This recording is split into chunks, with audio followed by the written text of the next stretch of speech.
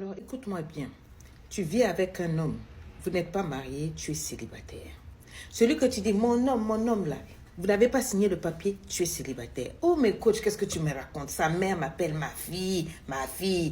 Super célibataire. Ses amis l'appellent, oh, ma femme, notre épouse.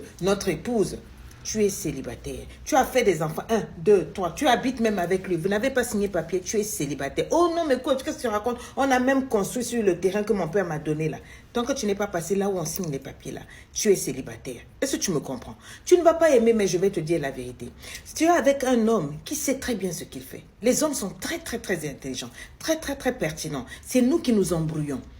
Tu es une femme qui a le potentiel d'être sa famille, il ne t'a pas épousé depuis. Ça fait 3, 4, 5, 6 ans que tu es là. Tu traînes, tu tournes, il ne t'épouse pas. Tu vas être choqué du jour au lendemain, quand vous aurez fini, il va sortir avec une femme. Au bout de 6 mois, il va l'épouser. Il sait ce qu'il fait. Les gens disent, comme toi là, oh non, le mariage n'est qu'un papier et tout. Pourtant, l'argent, ce n'est qu'un papier. Mais tous les jours, vous sortez de chez vous pour aller travailler pour ce papier-là. Parce que vous accordez de la valeur à ce billet-là, à cet argent-là.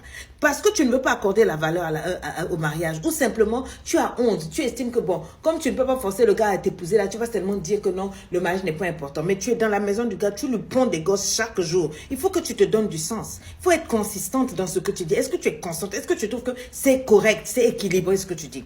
Le mariage, ce n'est pas ce qui va changer la relation. Mais c'est intéressant quand la loi sait que c'est cet homme-là qui a dit devant tes parents, devant la loi, devant tout le monde, que s'il arrive quoi que ce soit, je suis responsable de cette femme. Elle et moi, nous sommes un devant Dieu. Par rapport au bien, par rapport aux enfants, s'il arrive quoi que ce soit, elle a légalement le droit de signer pour moi, de dire ma pensée, etc. Le mariage, c'est une valeur. Quand on signe le papier là, c'est une valeur. Donc si un homme te prend, il te pose dans sa maison pendant 2 ans, 3 ans, et qu'il ne parle même pas mariage, il faudrait savoir qu'il se fout de ta gueule.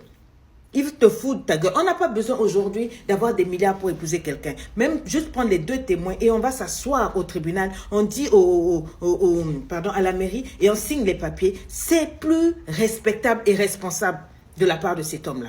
Ta famille te regarde, la famille ne te dit rien. Mais on sent que tu n'as pas eu d'éducation. Parce qu'une femme qui a été éduquée doit exiger d'être épousée. D'abord, elle ne peut même pas aller s'asseoir dans la maison d'un homme en passant par la fenêtre. Pour son respect. Pour son respect, on va rester loin. Mais comme tu as eu peur que non, ce genre d'homme-là, si je ne l'accroche pas là, d'autres vont venir derrière. C'est-à-dire, tu vois, c'est toi qui as couru derrière l'homme. C'est même pas lui qui a couru. C'est pour ça que tu es super single. Hyper célibataire. Et lui, il s'amuse. Parce qu'il sait ce qu'il fait. Il sait qu'il t'a eu. Il sait qu'il a eu le lait. Il sait qu'il a eu le beurre. Pourquoi il va acheter la vache?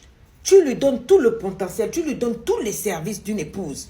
Mais il te traite comme une copine. Ça fait combien d'années? Jusqu'à quand est-ce qu'on va t'appeler mademoiselle? Oh.